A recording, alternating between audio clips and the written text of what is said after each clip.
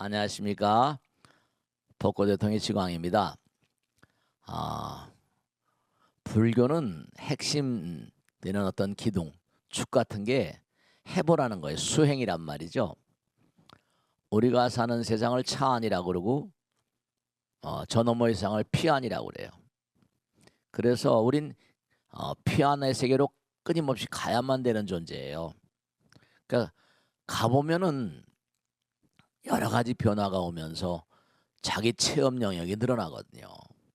그래서 예전에 그 월더 페이터라는 유명한 그런 영국의 문필가가 있거든요. 우리 어렸을 때 페이터의 산문이라고 교과서에 나오랬는데 이 사람 얘기도 그런 겁니다. 뭐냐면 자기가 뭔가 시도를 해보면 시도해보는 가운데 어떤 체험의 영역이 늘어나고 그러다 보면 자꾸만 호기심이 자꾸만 가다 보면 또 다른 생각, 또 다른 생각, 또 다른 세계가 열리면서 새로운 세계, 가보지 않은 사람들이 알 수 없는 그런 그 호기심의 영역이 뭔가 열린다는 거예요. 그러니까 우리가 이렇게 벚꽃대통을 통해서 질문을 받고 질문을 해결하면서 계속 가보면 뭔가 자기 자신도 새로운 세계를 자꾸만 열게 되는 거죠. 헉슬리 말 맞다나 Wonderful New World, 정말로 경이로운 신세계를 만나게 됩니다. 그래서 오늘 또 이렇게 아름다운 마음을 가진 여러분들을 모시고 또 신세계를 향해서 열심히 그렇게 달려보도록 하겠습니다. 자, 그러면 누가 질문해 보실까 모르겠네요. 제가 어떤 다큐멘터리에서 구사일생으로 살아난 사람이 어, 앞으로 잘 살겠다는 다짐을 말하는 걸 들었거든요. 네, 근데 잘 산다는 게 좋은 집에서 넉넉하고 화목하게 사는 것이 남한테 베끼치지 않겠다는 것이어서 어허, 저도 늘 생각을 많이 하게 되는데요. 네, 스님께서 잘 사는 건 무엇일까요? 네. 부처님 말씀대로 잘 산다는 거. 우리는 언젠가는 몽고하니 언젠가는 다 떠나가야만 돼요. 원하건 원하지 않건 간에. 근데 자기의 인생을 너무나 물질에 전도된 삶을 살다 보니까 인생 자체를 왜곡시켜 살고, 그리고 또 하나 언젠간 끝나야만 되는 그런 존재들인데도 물질에 뭔가 매몰돼 살다 보니까 삶의 의미가 뭔지도 모르고 끝난 날 대부분이 애착과 집착과 망상에 시달리면서 결국 저승을 우리가 향하지 않을 수가 없는데, 그렇게 되면 어떻게 되겠어요? 정말로 부정적인 어떤 미래가 기다릴 수밖에 없다는 게 부처님 말씀이에요. 그 범소유상 눈에 보이는 모든 것들이 부처님 말씀에 따르면 정말로 안타깝지만 다 허망한 것이다. 그러면 어떻게 사는 것이 잘 사는 것이냐? 부처님께서 하신 말씀대로는 이른바 우리가 이 세상을 살다 보면 전부가 다 나만 잘 먹고 잘 산다, 이런 이데아 속에 살거든요. 그리고 자기가 조금만 좀 남들보다 좀 물질적으로 풍요롭고 권력이 있다거나 이래 버리면 꼭 뭐죠, 그걸 과시하려고 그러잖아요. 자기 우월적인 어떤 그런 삶을 살아가는 그런 경우가 대단히 많아요. 그러니까 불교에서는 항상 뭘 얘기하는 거 아니? 결국 우리의 궁극은 뭐냐? 우리의 궁극은 누구나가 다, 우리의 궁극은 불교에서는 성불이라고 그러잖아요. 그래서 우리가 잘 사는 것의 정의는 부처님 말씀에 따르면 자타불이라고 그랬잖아요. 나와 남이 둘이 아니고 하나다. 그리고 자타일 성불도 자리리타, 나도 이롭고 남도 이로운 그런 삶을 살아야 된다. 이런 게 부처님 가르침의 핵심이거든요.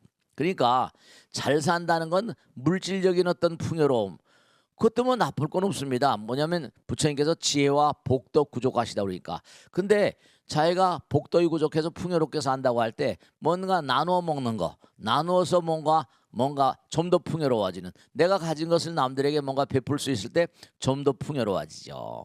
마음이 좀 더 즐거워지거든요. 우리 마음은 참 묘해가지고 우리의 마음 가운데 부처님 계시다 그러잖아요. 근데 부처님께서는 뭔가 하니 내가 남에게 베풀고 펼칠 때는 하나가 되는 마음, 하나가 되는 마음에서 오는 희열이 있거든요. 환희심이 있어요. 제가 서두에도 말씀드렸죠.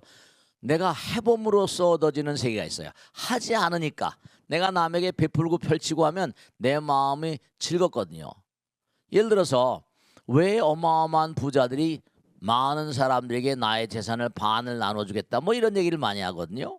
그 왜냐하면 많은 그런 뭐 어려운 사람들, 뭐 아프리카에 사는 뭐 여러 가지 어려운 사람 이런 사람들이 나의 도움으로 그들의 삶에 어떤 조금이라도 뭔가 의미로운 그런 그 미래를 간다면 그 역시 내 마음이 흥겨운 게 아닌가.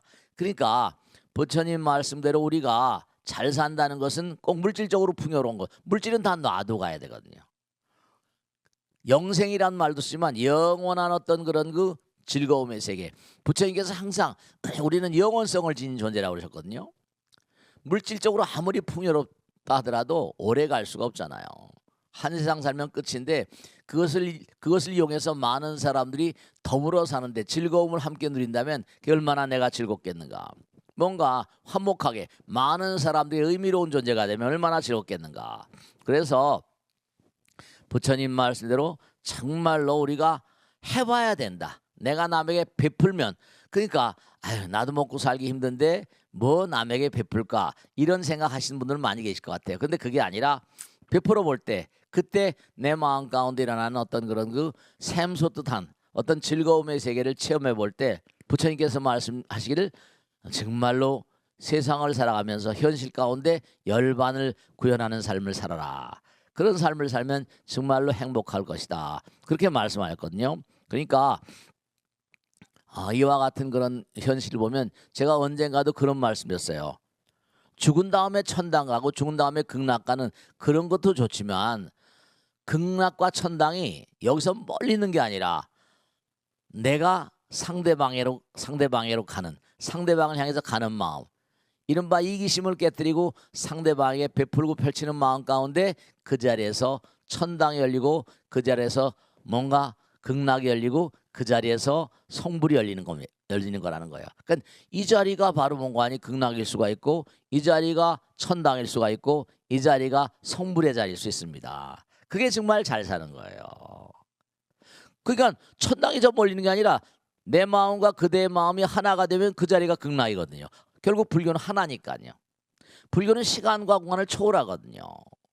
그러니까 그와 같은 마음을 생각하셔서 진짜로 잘 사는 사람들이요. 마음 항상 네 정말로 환희로움과 행복과 열반 가운데 사신다는 걸 꼭 아시고 정말 뭐가 잘 사는 것인가 한번 스스로 한번 돌아보세요. 아시겠죠? 자 그럼 다음 질문 받겠습니다. 다음 질문 받겠습니다. 선한 업은 좋은 갑으로 오고 악한 업은 나쁜 갑으로 올 텐데요. 네. 그 고리를 바꾸시거나 끊어내는 게 쉽지 않아 보입니다. 네. 네, 선인이었다가 음. 현재 악인이 되는 경우는 뭘까요? 네. 네, 악인이었다가 네. 현생에 선인이 되는 경우는 또 무엇일까요? 네. 사실은요, 제가 많은 분들 모시고 살다 보니까 선인과 악인의 구별이 불분명해요. 왜냐하면 우린 누구나가 다 과거에 뭐 지옥, 악귀, 축생, 아수라, 인간, 천상, 성문연각, 보살불 부처님께서 우리 마음 가운데 부처님이 계시다고 그랬거든요. 근데 또 우리는 뭐냐면 지옥에서 출발해서 지금까지 온 존재라는 거예요. 지금도 여기서 살다가 어디로 갈지 몰라요. 자기가 마음을 어떻게 쓰는가에 따라서 달라져. 근데 겉으로는 대단히 뭔가하니 선량한 사람 같은데 우리가 뒷구멍으로 호박씨 간다고 그러잖아요. 그죠? 아니올시다라는 사람 많잖아요. 이른바 말하면 우리가 그 사람의 마음을 들여다볼 수 없어요. 위장을 하면 알 수가 없죠. 마음은 저 안에 있는 건데.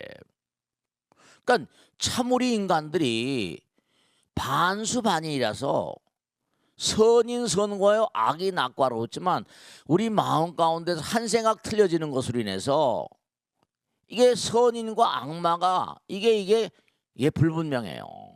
그러니까 이게 선과 악의 개념이 대단히 불분명하기 때문에 그래서 우리가 수행을 해야 되는 거예요. 그래서 연습이 대가를 만드는 거기 때문에 순간적으로 말이죠. 우리 마음 가운데 천사와 악마가 교차하기 때문에 즉 다시 말씀드려서 선인과 악인의 어떤 그런 그 경계선은 불분명합니다. 한 생각으로 왔다 갔다 해요. 그래서 이 한 생각을 다듬는 게 참 이게 쉽지가 않습니다. 왜냐? 제가 수많은 분들을 모시고 살면서 기가 막힌 게 뭐냐 하면 네. 사람의 천성이라는 거 있죠? 30년, 40년 전에 만난 사람과 지금의 그 사람에 대한 어떤 그런 만남을 통해서 그 사람을 평가해 본다면 별로 변한 것 같지 않다. 이렇게 느낄 때가 많이 있거든요. 근데 또 어떤 사람들은 네. 참 많이 변했네. 많이 변했네라고 느낀 사람하고 별로 변한 게 없다. 무슨 차이가 있을까요? 자기 노력이죠. 자기 노력 내지는 주변 사람들의 노력 같은 거. 그러니까 우리가 세상을 살다면 전생에 선인이었는데 금생에 와서 네. 금생에서 만난 사람이 전생에 뭐라? 악연일 수가 있거든요. 너무너무 착하던 사람도 공덕을 많이 줬는데 악연을 만나게 되면 그게 또 문제가 되고 대단히 뭔가 문제가 많은 그런 전생 가졌는데 금생에 나와서 뭐라? 또 좋은 사람 만나면 그러니까 참 이게 인연이라는 게 무서운 거고요. 그러니까 학교 선생님이 아이들을 지도하고 또 엄마 아버지가 아이들을 지도하고 그러니까 부처님께서 이 땅에 오신 것도 마찬가지세요. 중생들을 지도하기 위해서가 바로 그런 거거든요. 그러니까 우리가 삶을 도모하면서 우리가 꼭 생각해야 될 건 뭐냐면 정말로 콩 심은 데 콩 나고 팥 심은 데 팥 나긴 합니다. 그런데 선인 선고야 악이 낙고하기도 한데 그 사람의 성품 자리를 그래서 제가 자주 말씀드리는 게 뭐냐면 좋은 부모를 만난다는 거. 부처님도 마찬가지요. 내가 내려갈 때가 되었는가. 하늘나라에서 때가 되었는가. 자기가 내려가서 얘기를 하면 자기 말을 얼마나 알아들어 줄 수 있을 것인가 그죠. 그 다음에 또 어느 나라로 갈 것인가. 어느 종족에 태어날 것인가. 어느 엄마 아버지 만날 것인가. 이게 전부가 다 자기가 지은 대로. 부처님 같으시면 공덕이 숭하니까 자기가 선택할 수 있어요. 근데 이게 전부 다 전생 따라 흘러다니는 무상심리 미호법이기 때문에 우리는 끊임없이 중요한 거예요. 끊임없이 수행하고 참여하지 않을 수가 없어요. 이 참회란 말이 왜 중요한 거 아니? 참회를 통해서 우리는 자기 진실성, 내 안에 있는 불성을 회복시키는 작업이거든요. 참회를 통해서 참다운 자기의 진실성을 회복하는 작업이기 때문에 자기가 노력하는 수행하는 그런 삶을 통해서 나름대로 개선 광장의 길이 열릴 수 있는 거거든요. 또 주변에 좋은 사람 만나는 거 이런 것 등등이 전부 다 자기 복이거든요. 그래서 꼭 당부드리겠는데 항상 부처님 말씀을 가까이 하는 거. 왜냐? 부처님 법문을 듣잖아요. 부처님 법문을 듣고 저 같은 이도 마찬가지입니다. 답답하고 안타깝고 괴롭고 쓰라릴 때는요. 부처님 경전을 보고 딱 이렇게 앉아있으면 마음에 뭐죠? 마음에 참회의 어떤 염이 일어납니다. 이 법문을 들으면 아 그렇구나 고개가 끄덕끄덕거릴지는 모르니 자기 안에 있는 진실이 눈을 뜨는 거예요. 그러니까 항상 참회하는 마음으로 매일매일 감사합니다. 고맙습니다. 사랑합니다. 참여합니다. 이걸 항상 입버릇처럼 하고 살아가세요. 이걸 항상 생활하는 가운데 그래서 우리는 평생을 수행자로 살라는 거예요. 우리는 이 땅에 수행자로 왔죠. 놀러 온 게 아니에요.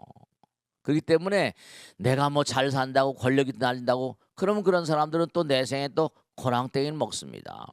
그렇기 때문에 우리가 삶을 도모하면서 항상 나에게 해를 끼치려고 오는 사람 그런 사람들을 내가 어떻게 대하느냐에 따라서 인생의 판도가 달라질 수 있다는 걸 항상 생각하시고 선과의 분기점은 대단히 불분명하다. 그래서 우린 수행해야 된다는 것을 명심하시고 항상 수행자의 삶을 살아가시길 간곡히 당부드립니다. 네, 다음 질문 받겠습니다. 다음 질문 받겠습니다. 안락사에 대해서 여쭤보고 싶은데요. 네네네. 안락사를 허용할 것인지에 대해서 음, 각 나라마다 말이 많던데요. 네네네. 그 자신의 죽음을 스스로 선택할 수 있고 결정할 수 있는 것, 이게 과연 인간이 가진 권리일까요? 네, 아니면 순리를 거스리는 업을 짓는 행위일까요? 네네. 네, 요즘에 상당히 안락사 문제가 우리나라뿐만 아니라 전 세계적으로 많은 그런 논란을 불러일으키고 있어요. 네, 왜냐하면 우선 얼마 전에 보도에 나온 제가 어렸을 때 알란드롱 아시죠? 알란드롱 불란서가 나온 세계적인 영화 배우입니다. 세계 미남의 전형이었죠. 이분이 아마 뇌졸중에 걸렸나 봐요. 그러니까 막혀가지고 상당히 심각한 상황인가 봐요. 그러니까 뭔가 자기가 이제 몸 상태가 좀 좋아지면 안락사하겠다 뭐 이렇게 선언했다고 그럽니다. 근데 이제 문제는 제가 저에게 이제 오늘 질문 보살님 질문 말고도 또 다른 분이 과거에 질문하신 분이 계세요. 왜냐하면 이분이 뭐냐면 대단히 위중한 상태에 계세요. 근데 가정이 이게 병원 치료비가 만만치가 않은 거예요. 치료비가. 그래서 자꾸만 가족들한테 나를 안락사 시켜달라고 주장을 한답니다. 그것도 참 정말 안타깝대요. 왜냐하면 그 병원비가 만만치 않으니까. 그게 이 안락사 문제는 대단히 복합적인 어떤 성격을 가지고 있어요.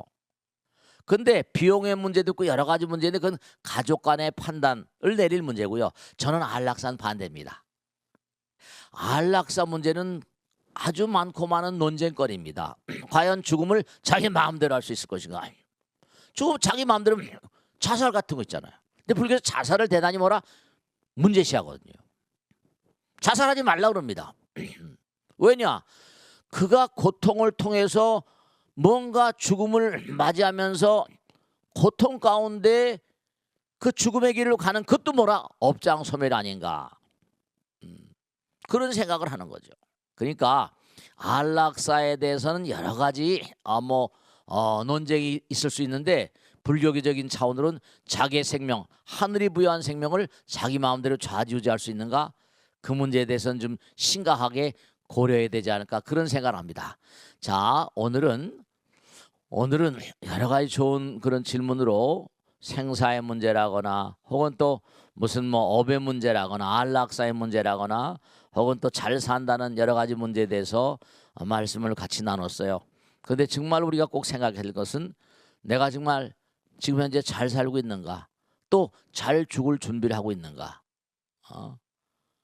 안락사이기도 했습니다만 안락사 이런 문제는 대단히 얼마나 많은 퍼센테이지는 모르겠습니다. 그러니까 매일매일의 삶을 살면 부처님 말씀이 나옵니다. 그리고 공자님 말씀이 나오죠. 잘 죽는 거는요, 잘 산 사람들은 잘 죽습니다. 그리고 육아에서는 고종명이라고 해서 잘 죽는 것도 큰 복이라고 그래요. 잘 죽는 것도. 그렇기 때문에 나의 삶을 어떻게 살아갈 것이고 어떻게 마감질 것인가 하는 것을 평상시에도 한번 진지하게 고려하는 그런 삶을 살아가시길 당부드리고, 한순간도, 순간이 영원, 언제든 우린 죽을 수 있거든요. 순간이 영원이기 때문에 한순간도 게으르지 말고 끊임없이 정진하는 삶을 살아가시길 간절히 당부드립니다. 오늘 함께해 주신 여러분 정말 고맙습니다. 다음 주에 또 뵙겠고, 서대문 지역에 대해서 나오신 여러분 특히 감사합니다. 마치겠습니다. 대단히 감사합니다. 다음 주에 뵙겠습니다. 고맙습니다.